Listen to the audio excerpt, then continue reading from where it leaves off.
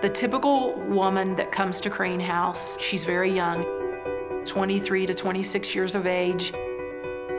All of them have had some type of trauma in their lives. Someone who was convicted, most likely of a felony, perhaps forgery, theft. The majority of the women have faced trauma or domestic abuse or even sexual abuse in the course of their life. A lot of bridges have been burned because of the women's continuous incarceration.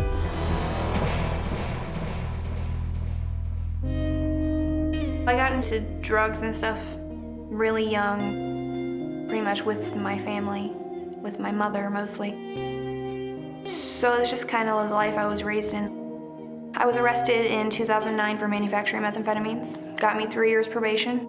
I only made it through 2 of them, and I got a probation violation for theft and forgery. I knew I was going to prison. We are a women's work release center. Our job is to help women get self-sustaining employment for the future. What sets us apart from other work release centers is our involvement with mothers. We remain the only facility in the state of Indiana that allows moms with their children to serve out their executed sentence, allowing the moms to be in here with their children infant to 5. I've been in corrections since 1983. When I first started corrections, it was the lock them up and throw away the key type of mentality. But even back then, Craine House was trying to say, no, we need to do more in a way of evidence-based practice. We need to do more in a way of programming and connection with their mother and the child. They were ahead of the game. Craine House started in 1978 by the late Bishop John P. Craine.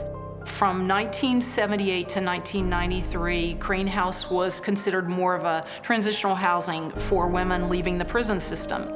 But in 1993, the board decided that the mission should evolve to include the women's children. And so that's really what Craine House is today. We moved to our new home on Michigan Road. So now we have went from a 9-bed facility up to a 40-bed facility. For many of the moms, it is about not only teaching them how to parent their own child, but by us going through that process, in many ways, we're actually reparenting them.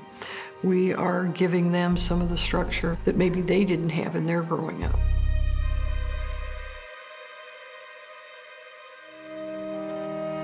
We're trying to break that entire chain, and that's where we're a little bit different.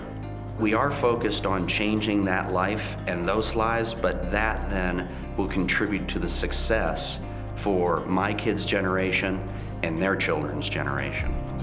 When a judge does a sentence, frequently we know that the offender in front of us, that their parents were involved in the criminal justice system. And so you're always concerned about the cycle of violence. And Craine House gives us one opportunity to not only have an impact on the current generation, but future generations as well. We require accountability in terms of providing us with information about where they've been and what they've been doing and things like that. That's going to build that responsibility in them. My problem that I was having was basically responsibility, like facing up for my problems, stop blaming everybody. I'm a mother, so take care of my kids, and that's one part that I was lacking. Just be an adult, grow up. Craine House is the very next step prior to going home. So we want them to become self-sufficient. They need to find employment, but they first need to find a good daycare, and they need to go out and get their state ID and birth certificates and health insurance for themselves and children. If you have an individual walking out the door without those skills, they're more at risk. And without employment, there's been studies completed that the majority, and I mean the vast majority of individuals that return to the Department of Corrections were unemployed when they were arrested. We work with them through Modern Day Therapy, who is our clinical partner, to provide them with group, individual counseling, family counseling. We have a computer lab that gives us 12 computer stations and a nice classroom area for our high school equivalency exams, for our financial literacy programs, a child development space and area. I take substance abuse here. I take anger management here. I have one-on-one counseling. They can get you connected to other programs. Like they have Strive and Impact that help you with like job readiness. They have a lot of great programs here. One of the programs we offer is a food service culinary program, and we're trying to provide the women new skills that will initially get them into an entry-level position, but hopefully will take them from just regular employment into a career. I've been at Craine House for 13 months. What I accomplished, I mean, it sounds small, but it's things I've never done in my entire life. I'm clean. I have a job. I've held that job for 13 months. I am a manager. I am in training to be an assistant GM, and that's in 13 months. You know, it makes me think, wow, what can I do in 2 years? What can I do in 3 years?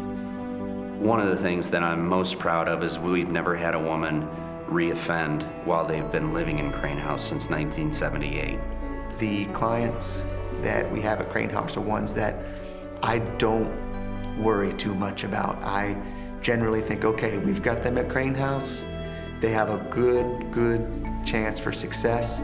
That's where Craine House really shines out as a shining star within the criminal justice system.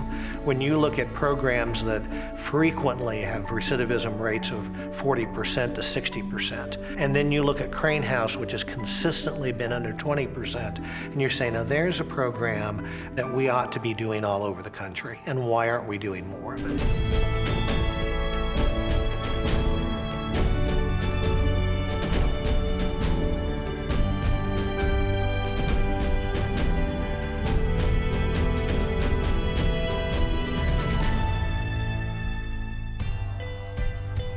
People want to see a program that works.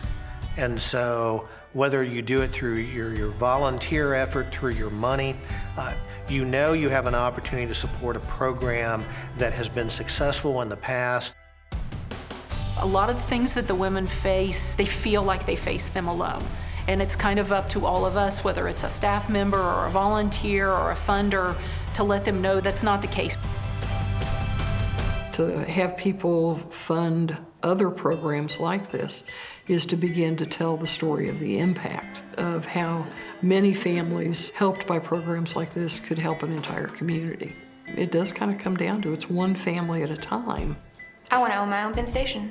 I want to know that I'm making my kids earn their money and their car and their college education or whatever, but knowing that they're never going to have to be in that life that I was in. In 10 years, I want to be able to take a vacation with my family and know that we're going to be okay. If I wouldn't have came to the Craine House, I'd still have been doing my time in jail and probably wouldn't have went back to crime. So this is a great place.